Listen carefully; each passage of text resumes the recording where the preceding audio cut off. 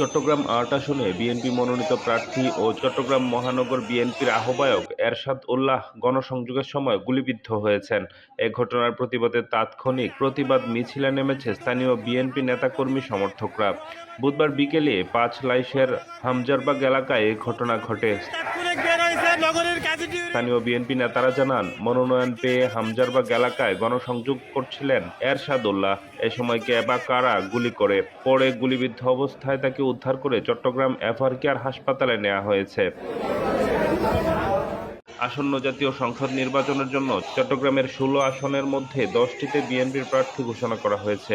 এতে বেশ কয়েকজন হেভিওয়েট প্রার্থী বাদ পড়েছেন। ফলে বেশ কিছু নতুন মুখ এসেছে।